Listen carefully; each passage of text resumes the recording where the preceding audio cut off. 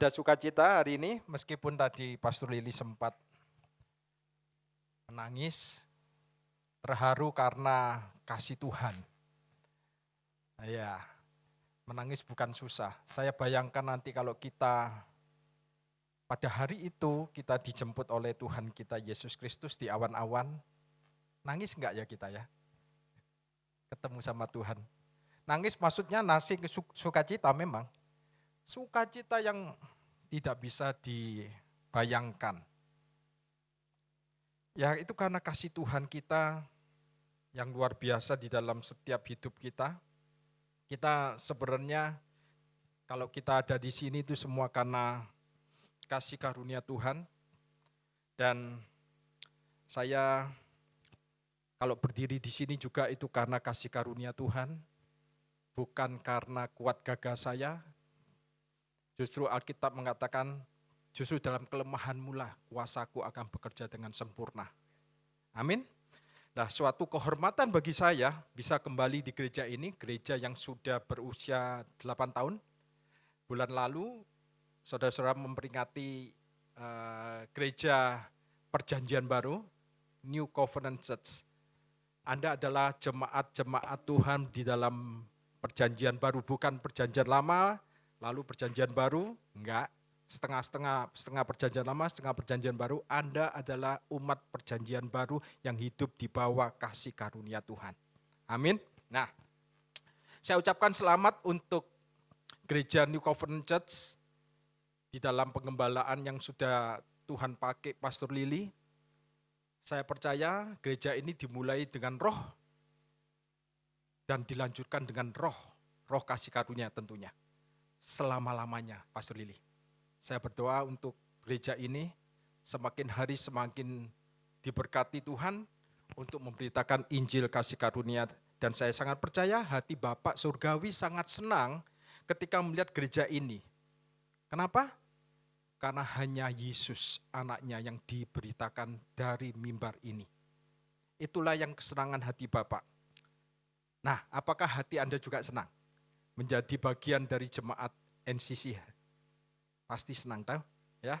Nah, hari ini kita akan sama-sama belajar tentang sesuatu tentang gereja dan kehidupan kita sehari-hari.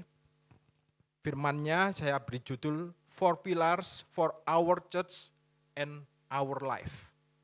Jadi ada 4 pilar yang bisa kita pelajari untuk berguna bagi kehidupan gereja kita dan juga untuk kehidupan kita tentunya. Nah, berbicara tentang gereja, gereja bukanlah sesuatu gagasan manusia. Gereja adalah dari awal adalah gagasan Tuhan sendiri. Gereja adalah kumpulan dari manusia yang baru. Anda adalah ciptaan yang baru, yang lama sudah berlalu. Anda ciptaan di dalam Kristus Yesus, bukan di dalam Adam lagi. Dan Anda hidup di bawah perjanjian baru, perjanjian kasih karunia. Yang memiliki beragam karunia, beragam fungsi. Juan diberi karunia untuk berkhotbah. Heru juga, Pastor Lili. Kemudian beberapa dikasih karunia untuk menyanyikan lagu, puji-pujian. Dan banyak sekali yang lain-lainnya lagi. Nah, itu adalah pekerjaan Roh Kudus juga. Kalau Pastor Lili pernah kesaksian, saya dengarkan itu. Ketika ulang tahun New Covenant, saya dengar itu khotbahnya. Dia bilang waktu Juan pulang, dia bingung, apa ku pengajaran kasih karunia? Kok enak? Izin berbuat dosa, betul enggak ya? Tapi kalau Pastor Lili bisa sampai hari ini, bisa mengerti, bisa dibukakan, itu karena pekerjaan Roh Kudus juga. Ya, itu pekerjaan Roh Kudus, sampai akhirnya ada Heru masuk di gereja ini. Itu juga pekerjaan Roh Kudus semua. Ada saudara-saudara semua yang di sini, itu juga pekerjaan Roh Kudus semua. Bukan effortnya Pastor Lili, enggak. Saya percaya bukan effortnya dia. Kalau effortnya dia pasti stres ngelola gereja ini. Ya, tapi dia rest. Nah, gereja lahir oleh karena kasih karunia Tuhan, bukan oleh karena effortnya manusia. Ya, itu semata-mata oleh karena kasih karunia Tuhan. Bahkan pada waktu itu saya dengar dari Pastor Lili, loh yang tinggi itu mana kok gak datang lagi? Ternyata Heru dengarkan waktu itu, ini gak grace ini gereja ini. Akhirnya ditelepon lagi sama Pastor Lili. Meskipun itu ditelepon sama Pastor Lili, kalau bukan pekerjaan Roh Kudus, Heru gak mungkin sampai hari ini ada di sini. Saya percaya itu. Ya, nah oke, langsung aja ke firman Tuhan seperti tertulis di dalam 1 Korintus pasal 3 ayat 9. Mari kita buka. Oke. Karena kami adalah kawan sekerja Elohim. Nah, kami di sini adalah para rasul. Ini konteksnya adalah Paulus dengan pekerja-pekerja lainnya, para rasul ya. Adalah kawan sekerja Elohim. Kamu adalah ladang Elohim, bangunan Elohim. Nah, Paulus sedang berbicara kepada siapa? Kepada orang percaya, kepada gereja waktu itu, gereja mula-mula. Nah, itu adalah bangunan Elohim, itu bahasa metafora ya. Dan hari ini saya berdiri sini sama Anda semua, kita semua adalah ladang Tuhan, bangunan Elohim. Ya. Nah, yang saya suka ayat 10 juga, sesuai dengan kasih karunia Elohim yang dianugerahkan kepadaku, kepada Paulus. Aku sebagai seorang ahli bangunan yang cakap telah meletakkan dasar. Jadi, coba Anda baca ini ya. Sesuai dengan kasih karunia Elohim.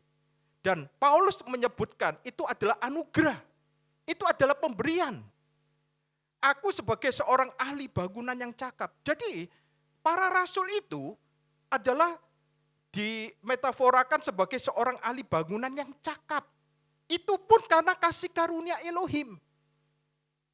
Jadi gereja awal itu dibangun di atas rasul-rasul. Kalau boleh saya mengatakan pengajaran rasul-rasul. Ya. Yang cakap telah meletakkan dasar dan orang lain membangun terus di atasnya. Tetapi tiap-tiap orang harus memperhatikan. Nah, ini penting.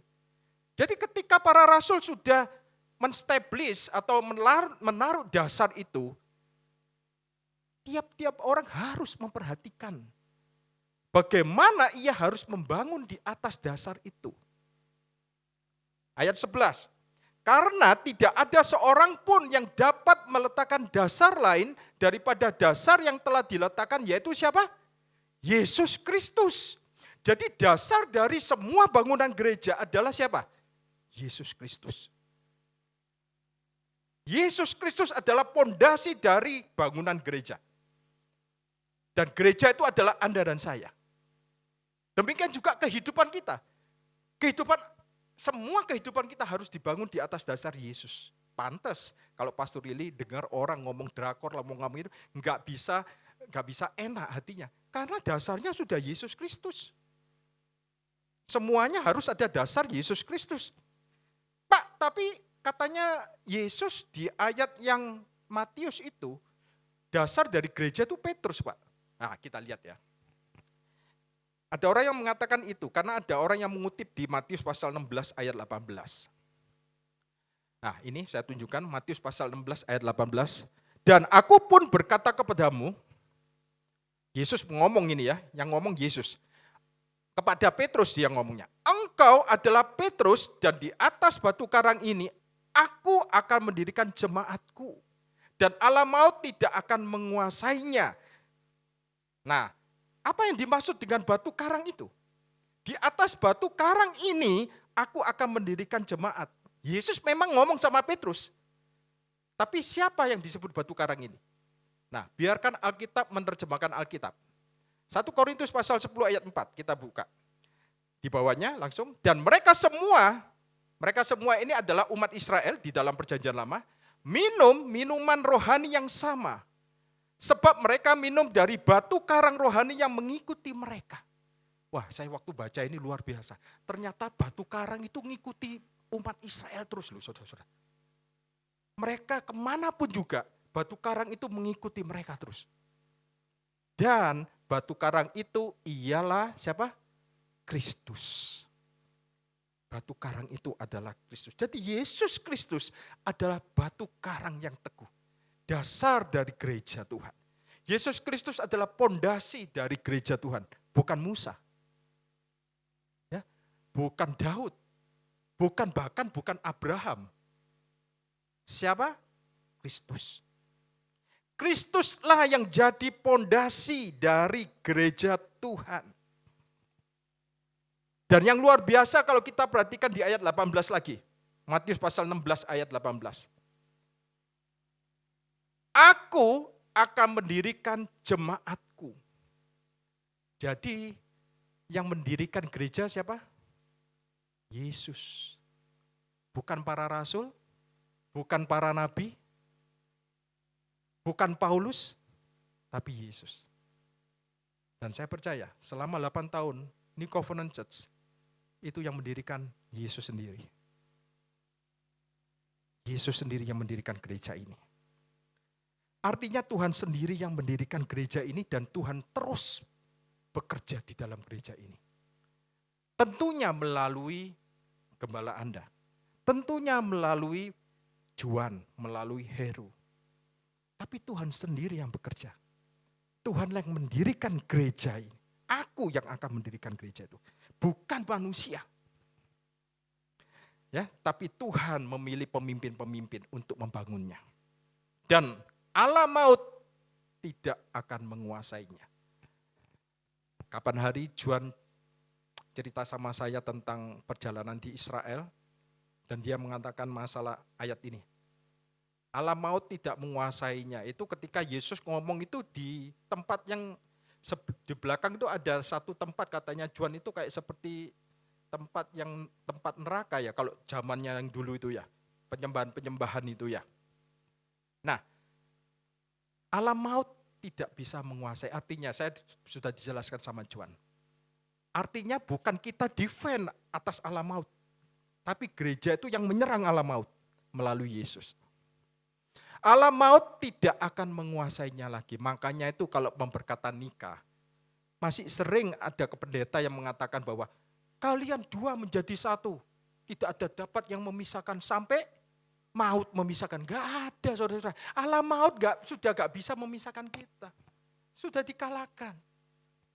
Ya, jadi kalau memberkati nikah jangan pakai itu lagi. Tidak teologis. Iya, tidak teologis. Allah maut tidak bisa menguasainya lagi. Jadi kalau seperti Pastor Lili sama Pak Didi, apakah mereka dipisahkan dalam Allah maut? Enggak. Allah maut sudah tidak menguasai kita, menguasai orang-orang percaya. Katakan amin. Ya, enggak menguasai kita lagi. Nah, jadi untuk membangun sebuah bangunan seperti gedung ini ada pilar-pilarnya saudara, yang menopang bangunan itu. Kalau enggak ada pilarnya roboh. Nah, dasar sudah diletakkan oleh para rasul. Nah, kita bangunnya pakai pilar. Nah, belajarlah kita mau belajar tentang pilar. Pilar yang bagaimana yang Tuhan kehendaki. Nah, sebelum kita membahasnya, saya mau Anda melihat dan membaca di dalam 2 Korintus. Kita sudah tadi memuji tentang kemuliaan Tuhan. Kemuliaan Kristus. Nah, kita bisa melihat bagaimana gereja adalah kemuliaan Kristus. Itulah cara yang indah untuk memandang gereja. The glory of Christ. Nah, kita baca 2 Korintus 8 ayat 23. Titus adalah temanku yang bekerja sama-sama dengan aku untuk kamu. Saudara-saudara kami yang lain itu adalah utusan jemaat-jemaat. Di dalam bahasa Inggrisnya the messenger of the church. Dan suatu kemuliaan bagi Kristus, the glory of Christ. Jadi ketika saudara melihat sebuah gereja, Anda melihat kemuliaannya siapa? Kemuliaannya Kristus. Bukan kemuliaannya hamba Tuhan. Bukan kemuliaannya pendeta A, pendeta B, pendeta C. Enggak. Ketika Anda melihat gereja, Anda harus bisa melihat kemuliaannya Kristus. Bagaimana Anda bisa melihat kemuliaan Kristus kalau bukan Kristus yang diberitakan? Akhirnya mencuri kemuliaan Tuhan. Tentunya di dalam gereja tidak ada yang sempurna. Pasti banyak kekurangan-kekurangan. Tapi kita lihat di ayat ini, kita bisa melihat bahwa Tuhan memandang gereja itu adalah sebuah kemuliaan Kristus. the glory of Christ. Seharusnya semua aspek di dalam gereja harus memberi kemuliaan kepada siapa? Kristus. Guru sekolah minggu harus memberi kemuliaan kepada Kristus. Tempat mimbar ini harus memberi kemuliaan kepada Kristus. Aser kalau bertugas harus memberi kemuliaan kepada Kristus. Multimedia harus memberi kemuliaan kepada Kristus. WL, singer harus memberi kemuliaan kepada Kristus. Karena sebuah gereja adalah sebuah kemuliaan Kristus. Bukan kemuliaannya manusia. Ya maaf, bukan betapa hebatnya pengkorbannya. Betapa hebatnya WL-nya. Enggak. Tapi semuanya untuk kemuliaan Kristus. Kalau Fran bisa berdiri di sini dan memimpin demikian luar biasanya, itu karena kasih karunia Tuhan, karena pekerjaan Roh Kudus yang ada di dalam Fran. Kalau Juan bisa menggali kebenaran firman Tuhan yang baru atau heru, itu juga karena pekerjaan Roh Kudus dinyatakan di dalam mereka. Dan semuanya itu untuk kemuliaan Kristus. Jadi kalau kita memahami gereja sebagai kemuliaan Kristus, maka seperti yang dikatakan di Ibrani pasal 10, kita buka. Di Ibrani pasal 10, demikian firman Tuhan, janganlah kita menjauhkan diri dari pertemuan-pertemuan ibadah kita. Seperti dibiasakan oleh beberapa orang, tetapi marilah kita saling menasihati dan semakin giat melakukannya menjelang apa? Hari Tuhan yang mendekat. Jadi mengapa Tuhan mengatakan janganlah kita menjauhkan diri dari pertemuan-pertemuan ibadah? Ini ada hubungannya dengan rapture. Kalau kita percaya rapture, kita percaya bahwa hari Tuhan semakin dekat. Kita harusnya sebagai umat Tuhan semakin giat bersekutu bersama dengan anggota-anggota tubuh Kristus yang lain. Karena hari Tuhan semakin dekat. Ya, jadi di sini konteksnya berhubungan dengan rapture. Bu Lili, kalau saya nggak ibadah, saya nanti bisa lihat YouTube-nya NCC kan? Online kan bisa. Ya bisa, dan itu terjadi pada waktu kita mengalami pandemi 2 tahun itu. Bukankah kita juga online terus ya Pak Fran ya, Pastor Lili? Online terus lah, tapi itu bukan yang terbaik bagi Tuhan. Dari masa pandemi itu harusnya membuat kita menghargai pertemuan secara langsung lebih dari sebelumnya. Saya rindu seperti itu. Saya rindu ini semua dipenuhi sama jemaat Tuhan. Rindu aku mau datang, bersekutu bersama dengan anggota tubuh Kristus yang lainnya. Ya, nah pernahkah Anda mengetahui bahwa saat umat Israel ada di pembuangan Babel, dan ketika mereka kembali keluar dari pembuangan Babel, mereka tidak pernah kembali menyembah berhala. Coba cek, mereka tidak pernah kembali menyembah berhala. Tidak pernah. Setelah pembuangan di Babel selama 70 tahun. Jadi saya percaya banyak hal yang kita lalui saat pandemi itu. Saya percaya hal itu semakin menyadarkan kita, semakin menguatkan kita, membuat kita semakin menghargai arti persekutuan, artinya fellowship, artinya beribadah. Nah, dan itu sama seperti orang-orang Israel yang baru saja kembali dari pembuangan Babel. Melalui Nabi Hagai, Tuhan berbicara kepada mereka. Kita baca, Hagai pasal 1 ayat 5. Oleh sebab itu, beginilah firman Tuhan semesta alam, perhatikanlah keadaanmu. Kamu menabur banyak, tetapi membawa pulang hasil sedikit. Kamu makan, tetapi tidak sampai kenyang. Kamu minum, tetapi tidak sampai puas. Kamu berpakaian, tetapi badanmu tidak sampai panas. Dan orang yang bekerja untuk upah, ia bekerja untuk upah yang ditaruh dalam pundi-pundi yang berlobang. Artinya sepertinya semua yang Anda sudah kerjakan, semua yang Anda miliki enggak cukup. Mengapa seperti itu? Jawabannya adalah di Hagai pasal 1 ayat 9. Kamu mengharapkan banyak, tetapi hasilnya sedikit. ketika kamu membawanya ke rumah, aku menghembuskannya.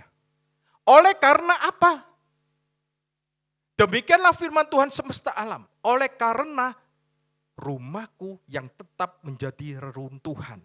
Sedang kamu masing-masing sibuk dengan urusan rumahnya sendiri. Tuhan gak ngomong, oh karena kamu gak benar hidupmu. Oh karena kamu mencuri. Oh karena kamu suka membenci orang. Enggak. Tapi konteksnya di sini, oleh karena rumahku yang tetap menjadi reruntuhan, sedang kamu masing-masing sibuk dengan urusan rumahnya sendiri. Jadi intinya kita tidak lagi memprioritaskan apa yang Tuhan prioritaskan di sini. Dan hari-hari ini iblis membuat gereja di pandangan dunia seperti sesuatu yang buruk. Wah ya gereja ya isine wong munafik tok. Wah gereja ya ngono-ngono wae. Yesus. Kan gitu kan? Itu pekerjaan iblis. Dan kenapa kok sampai di situ, iblis sampai bekerja di sana? Ya karena pengajarannya gak berpusat kepada Kristus. Ya, jadi ngapain ke gereja? Isinya orang-orang ya penuh dengan orang-orang munafik semua. Dan banyak orang frustasi akhirnya pergi gereja. Wis gak gereja-gerejaan wis. Nah, apa sih tujuan utama orang ke gereja? Cari hiburan. Oh ya gak salah. Karena di dalam gereja ada penghiburan. Tapi tujuan utama orang pergi gereja bukan itu semua. Anda pergi ke gereja NCC Surabaya ini.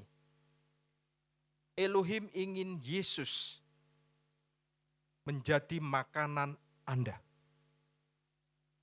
Dia adalah roti mana yang turun dari surga.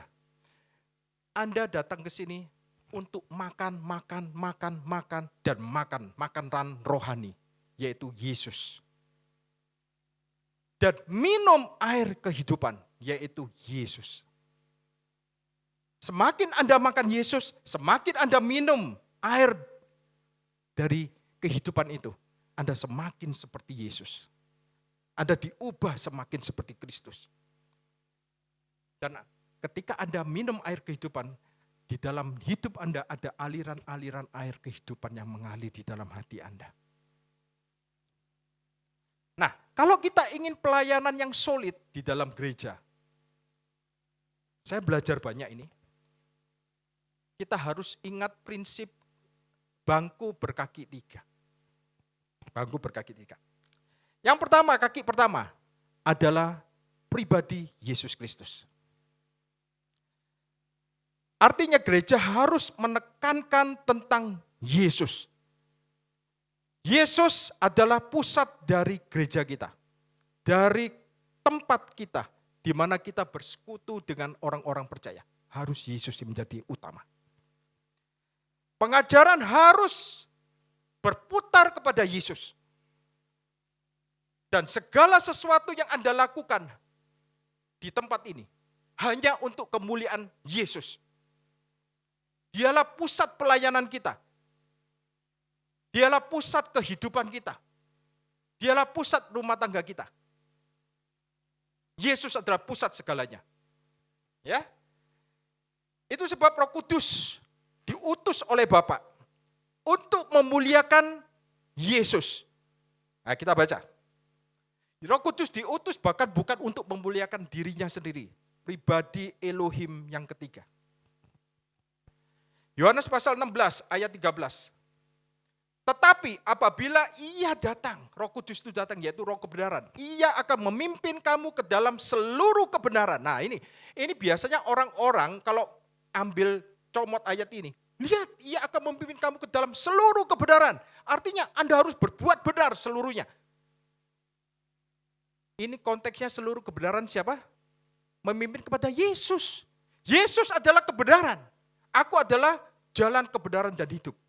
Ia akan memimpin kamu ke dalam seluruh kebenaran, yaitu Yesus. Sebab ia tidak akan berkata-kata dari dirinya sendiri, tetapi segala sesuatu yang didengarnya itulah yang akan dikatakannya, dan ia akan memberitakan kepadamu hal-hal yang akan datang. Ayat 14. Ia akan memuliakan aku. Hai, Roh Kudus itu bukan memuliakan manusia, memuliakan aku, manusia yang sempurna, yang pernah hidup di dunia ini. Firman yang menjadi manusia, yaitu Yesus. Ia akan memuliakan aku, sebab ia akan memberitakan kepadamu apa yang diterimanya daripadaku. Dan Roh Kudus yang adalah roh kebenaran itu, datang untuk memuliakan Yesus. Kalau Roh Kudus itu ada di dalam diri kita, otomatis kita semua dalam seluruh aspek hidup kita hanya untuk memuliakan Yesus. Artinya, Roh Kudus akan mengurapi siapa saja. Entah itu hamba Tuhan, WL, singer, pemusik, multimedia, sound, guru sekolah minggu, aser, yang ingin melihat Yesus dimuliakan.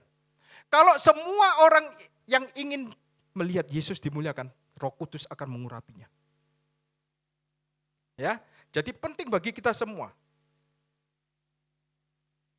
Untuk saya juga yang mengambil pelayanan di ladang Tuhan, mengerti hal ini.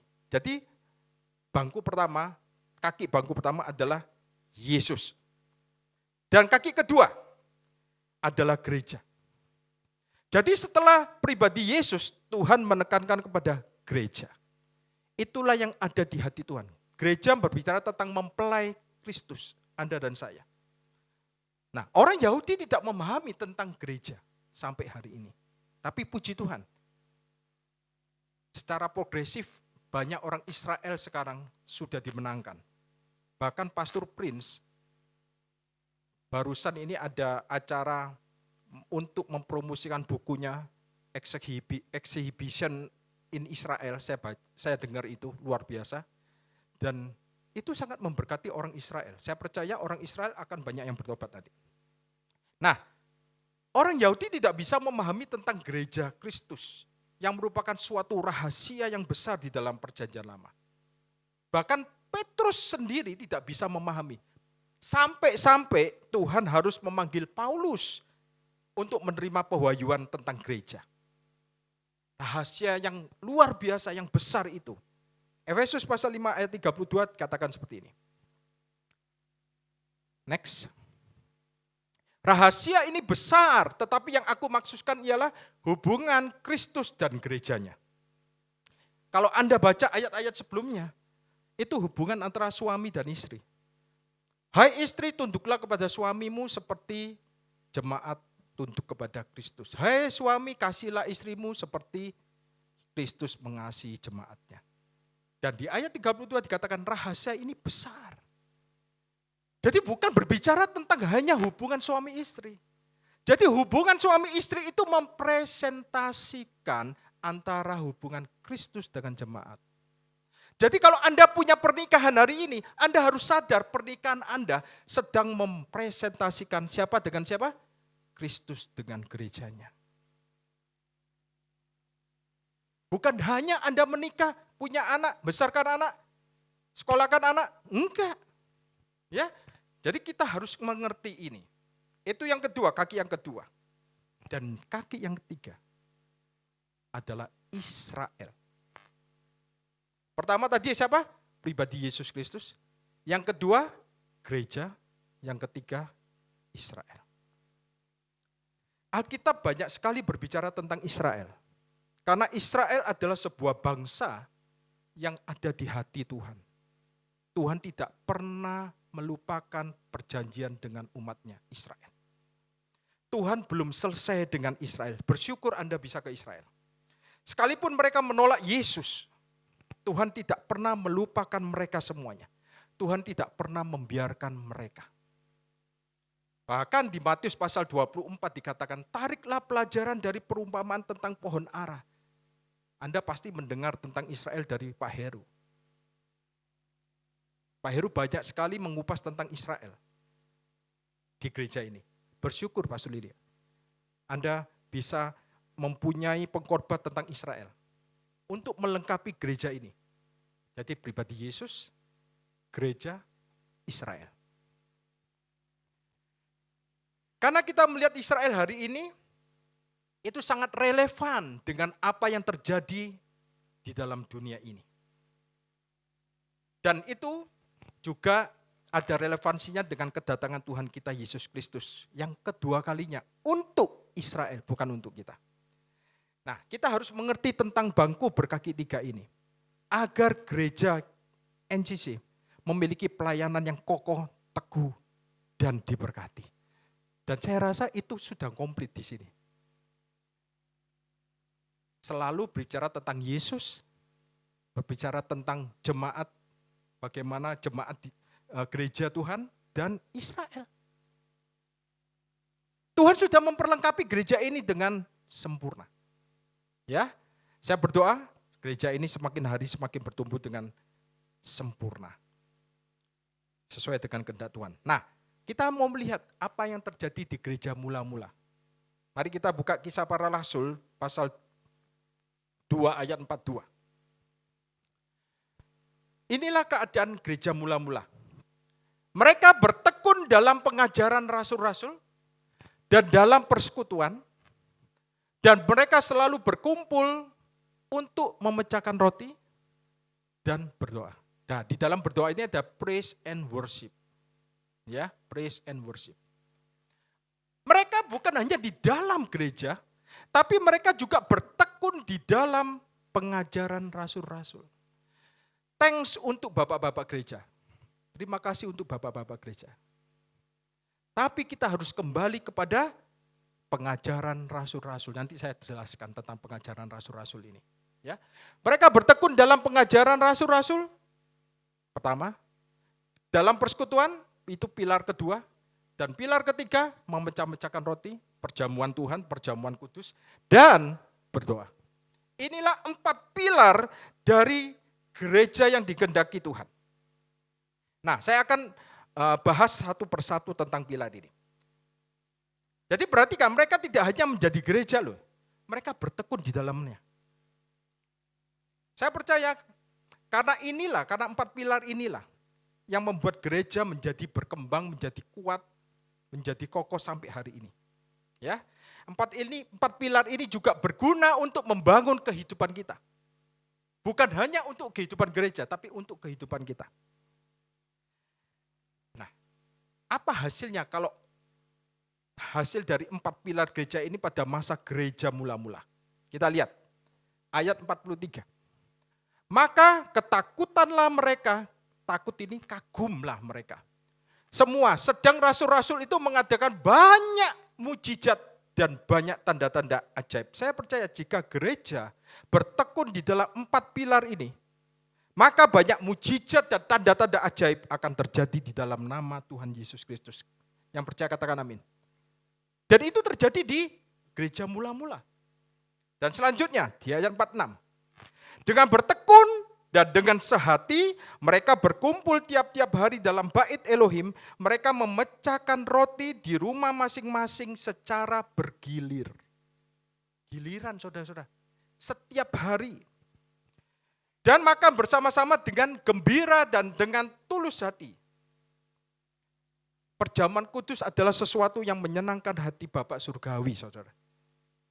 Karena apa? Karena ketika Anda mengambil bagian di dalam perjamuan kudus, Anda mengingat akan kasih Tuhan melalui Yesus Kristus. Ketika Anda mengangkat tubuh Kristus, Anda mengingat oleh bilur-bilurnya, Anda disembuhkan. Nah, kemudian apa yang terjadi di ayat 47? Sambil memuji Elohim, dan mereka disukai semua orang. Saya berdoa, semua jemaat NCC disukai semua orang. Amin. Ya, pasti. Itu gembala Anda ngomong pasti. Yes, amin ya. Dan tiap-tiap hari, nah ini saya juga berdoa. Tiap-tiap hari Tuhan menambah jumlah mereka dengan orang yang diselamatkan. Saya berdoa bangku ini akan penuh dengan orang-orang yang diselamatkan.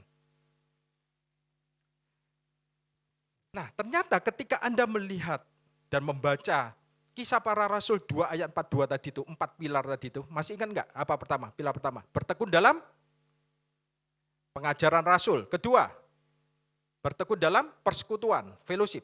Ketiga, Memecahkan roti, keempat, berdoa, praise and worship. Oke?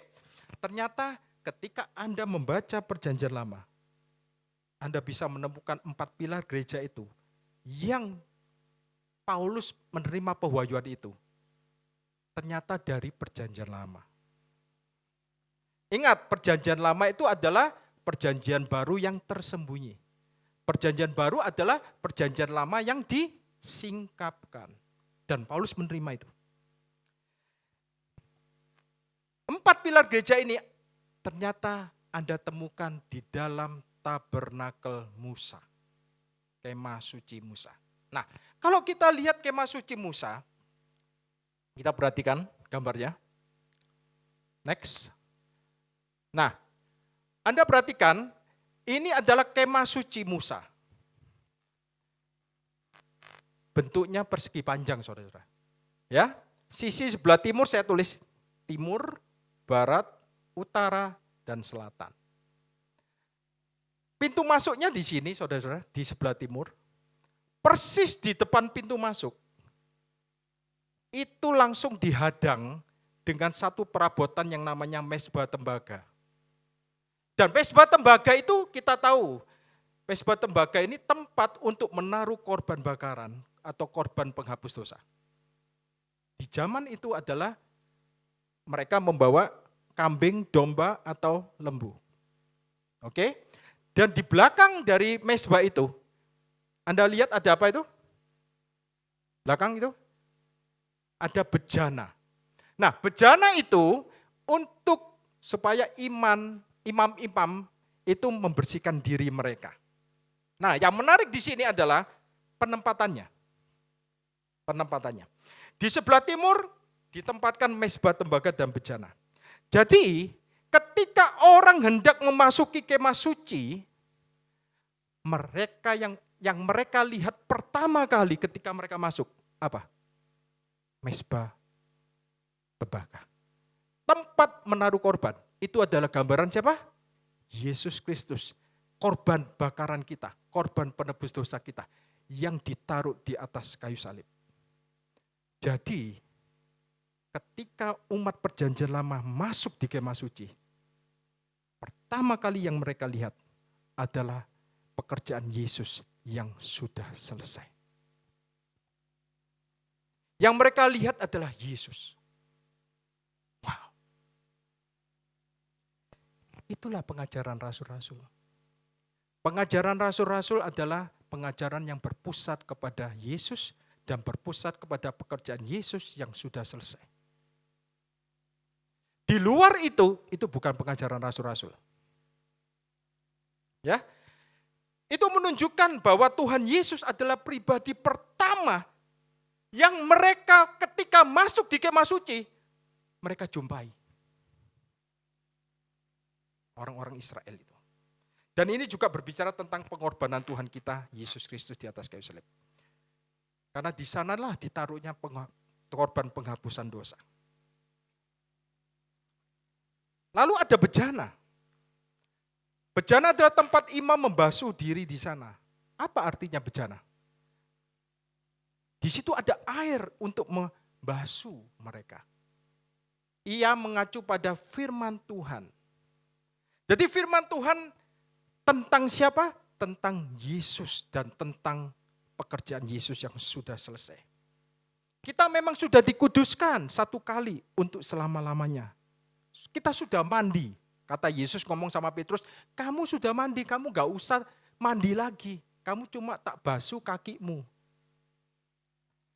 Mandi itu luo. Kalau dibasuh kakinya tuh nipto. Kamu sudah mandi, kamu sudah sempurna, kamu sudah diselamatkan. Kamu gak perlu mandi lagi. Kamu cuma tak basuh. Perlu dibasuh oleh firman Tuhan. Karena apa? Karena setiap hari pikiran kita, Senin, Selasa, Rabu, Kamis, Jumat, kalau yang masih suka nonton drakor, yang suka nonton yang lain-lainnya, itu perlu dibasuh, saudara-saudara, dengan firman Tuhan. Tentunya yang berpusat kepada Yesus dan karyanya yang sudah selesai. Itulah yang disebut pengajaran rasul-rasul. Pengajaran yang berdasarkan pada pekerjaan Yesus Kristus yang sudah selesai dan pribadinya. Kemudian kita lihat Nah, ini ada sebelah utara di sini, selatan, barat, dan kita mau melihat masuk di ruang kudus. Next. Nah, kita lihat di ruang kudus. Kita lihat di sebelah selatan dulu ya. Sebelah selatan, sebelah sini. Sebelah selatan di ruang kudus ada menorah, kaki dian. Ya. Nah, kemudian di sebelah utara ada meja roti sajian.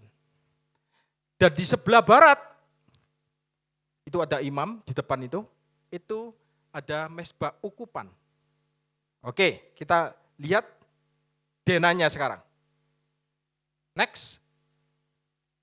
Kita lihat denanya, supaya lebih lengkap. Ya. Jadi di sebelah timur, tepat pintu masuk, kita ditemukan pengajaran rasul-rasul. Kemudian di sebelah selatan, itu ada persekutuan. Jadi kalau Anda lihat menorah, Anda lihat kaki dian, itu gambaran dari Kristus dan jemaatnya. Kristus yang menjadi batang tengah. Dan cabang 3 itu, apinya harus mengarah kepada Kristus, kepada yang tengah, batang tengah.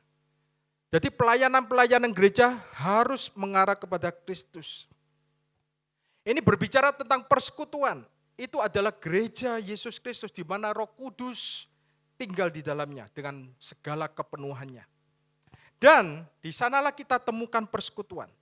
Persekutuan kita dengan Elohim, persekutuan dengan anggota tubuh Kristus yang lainnya. Persekutuan dengan anggota tubuh Kristus ini sangat penting, saudara. Saling mendoakan, saling menolong, saling menghibur, saling menguatkan satu dengan yang lain. Dan iblis tidak ingin Anda ada di dalam persekutuan. Iblis selalu berusaha menarik kita keluar dari persekutuan. Nah, kapan hari saya ikuti seminar, bukan seminar ya, kayak Zoom, berbicara tentang kasus bunuh diri. Tapi saya akan bahas tentang kasus bunuh diri di hari ini. Tapi salah satu faktor orang bisa bunuh diri, baik itu orang percaya, itu karena kejiwaan. Karena dia tidak ada persekutuan. Sehingga orang yang cenderungnya mau bunuh diri, biasanya orang itu selalu suka menyendiri. Seperti orang yang dirasuk setan di Gerasa. Alkitab berkata di Markus pasal 5 ayat 5. Dia semalam-malaman berkeliaran di kuburan sendirian. Sambil berteriak-teriak memukuli dirinya sendiri. Mau menghabisi dirinya sendiri. Makanya dia dirantai waktu itu. Diborgol. Jadi iblis ingin kita seperti orang di Gerasa. Ingin menyendiri. Tapi ketika dia bertemu dengan Yesus, ia menjadi penginjil. Nah, kemudian kita mau melihat di sebelah utara. Di sebelah utara Tuhan meletakkan apa? Meja roti sajian. Berbicara tentang memecah-mecahkan roti. Mengapa meja roti sajian ada di sebelah utara? Kalau Anda mengikuti kisah orang Israel, musuh Israel biasanya datang dari sebelah mana? Utara. Sebab itu meja roti sajian ditempatkan oleh Tuhan di sebelah utara. Di saat Anda menghadapi musuh, apapun musuh Anda, mungkin sakit penyakit, stres, depresi, masalah hubungan Anda, masalah keuangan, apapun juga musuh Anda, terutama sakit penyakit. Ambillah perjamuan kudus. Tuhan sudah menyediakan di sebelah utara. Ya, jadi utara ada memecah-mecahkan roti. Tuhan yang akan berperang bagi kita. Lalu di sisi barat ada mezbah ukupan. Mezbah ukupan yang merupakan mezbah doa. Mezbah pujian, penyembahan. Persembahan yang harum bagi Tuhan, yang merupakan dupa yang harum bagi Tuhan, ada di sebelah barat. Gereja adalah gereja yang berdoa. Ketika Anda berdoa, jiwa Anda tenang. Injil Markus mengatakan berjaga-jagalah dan berdoalah supaya kamu jangan jatuh dalam percobaan. Berdoalah. Berdoalah bagi mereka yang menganiaya kamu. Berdoalah bagi musuhmu. Berdoalah untuk mereka yang merendahkan kamu. Berkati mereka. Berdoalah dari kemenangan, bukan berdoa untuk kemenangan. Berdoalah dengan mentalitas anak, bukan mentalitas hamba. Bukan mentalitas budak. Bagaimana ya? Orang berdoa dengan mentalitas budak sama berdoa dengan mentalitas anak. Ada yang bisa mengerti? Anda berdoa, tapi Anda nggak sadar. Ketika Anda berdoa seperti budak. Berdoa dengan mentalitas anak, tinggal minta sama Bapak. Bilang, Bapak aku gak sanggup, tapi engkau yang sanggup. Mintalah. Ya. Nah, selain berdoa, ada juga puji-pujian. Penyembahan, pujilah Tuhan sebab Dia baik. Bermasmurlah bagi namanya. Dan di ruang Maha Kudus, sekarang kita masuk ke ruang Maha Kudus. Nah, di ruang Maha Kudus cuma ada satu perabot, yaitu tabur perjanjian dan the mercy seat, tutup pendamaian. Ini adalah pribadi Yesus Kristus yang menjadi dasar dari semua kegiatan yang dari depan sampai belakang. Dan ruangan mana yang paling hening, saya tanya? Yang paling hening, ruang Maha Kudus. Dan itu adalah dasar dari semua yang ada kegiatan di sini. Ya. Yesuslah menjadi dasar dari gereja itu. Jadi kalau Anda melihat kemah suci sekarang, Anda bisa melihat pewahyuan ini. Dan Paulus menangkap ini. Menangkap pewahyuan tentang kemah suci ini. Karena tidak ada seorang pun yang meletakkan dasar selain dasar itu adalah Yesus Kristus. Nah, kembali perhatikan sisi timur. Di sana diletakkan apa? Diletakkan mezbah dan bejana. Di sana diletakkan pengajaran rasul-rasul. Jadi kalau musuh mau menyerang gereja, selalu kalau musuh mau menyerang gereja, selalu masuknya dari sini. Dari pengajaran. Kenapa kok banyak gereja yang sesat? Gereja yang tidak memberitakan Injil yang sebenarnya. Dari mana masuknya? Pengajaran. Makanya tuh banyak orang yang kalau diajari pengajaran nggak suka. Ya. Banyak musuh menyerang dari arah timur dan membawa banyak masuk pengajaran-pengajaran palsu. Yesus yang lain, Injil yang lain, itu kata Paulus. Nah, itu sebabnya alasan kenapa Tuhan menempatkan mezbah tembaga itu dan bejana tepat di pintu masuk. Penting bagi kita untuk mendengar firman atau pengajaran yang berpusat kepada Kristus Yesus dan pekerjaannya yang sudah selesai. Di luar itu, saya bisa mengatakan pengajaran palsu. Ya, kita harus tegas pengajaran palsu. Karena tidak berpusat kepada Kristus. Jadi teruslah mendengar firman Tuhan. Pastikan itu pengajaran rasul-rasul. Berdasarkan pengajaran perjanjian baru, roh kasih karunia. Dan ketika Anda melihat perjanjian lama, mulai dari kitab Kejadian sampai Maleaki nanti, Anda harus mengeluarkan firman Kristus. Itu ada merupakan pengajaran apostolik. Pengajaran rasul-rasul, pengajaran apostolik. Inilah 4 pilar gereja bagi kita semua dan bagi kehidupan kita. Pertama, terus mendengarkan pengajaran rasul-rasul di tempat ini. Teruslah bersekutu di tempat ini. Jangan jauhi ibadah-ibadah di tempat ini. Kalau ada ibadah tengah minggu, ada Sabtu, ada pertemuan juga, ikuti. Ketiga, kita ambil bagian di dalam perjamuan kudus. Dan keempat, berdoalah, memuji dan menyembah Tuhan. Dan semua yang Anda lakukan itu harus di atas dasar Yesus Kristus. Ya, Artinya dengan mata yang terarah terus kepada Yesus Kristus. Dan saya percaya semua akan dilipat gali gandakan di dalam kehidupan Anda. Dan itu akan terjadi di dalam jemaat NCC tahun 2023. Beri kemuliaan buat Tuhan. Biarlah segala kemuliaan, hormat, dan pujian hanya kepada Tuhan kita Yesus Kristus. Mari kita tutup ibadah firman Tuhan hari ini. Kita berdoa. Tuhan, hamba-Mu sudah memberitakan firman-Mu, tapi hamba-Mu percaya Roh Kudus yang tinggal di dalam setiap anak-anak-Mu Tuhan terus bekerja untuk memateraikan dan membuka kembali pengertian-pengertian yang baru. Biarlah Roh Kudus yang bekerja. Hamba-Mu selesai berbicara, tapi Roh Kudus tidak akan pernah selesai untuk menerangi, menjelaskan lebih lagi ya Tuhan tentang firman-Mu ini ya Tuhan.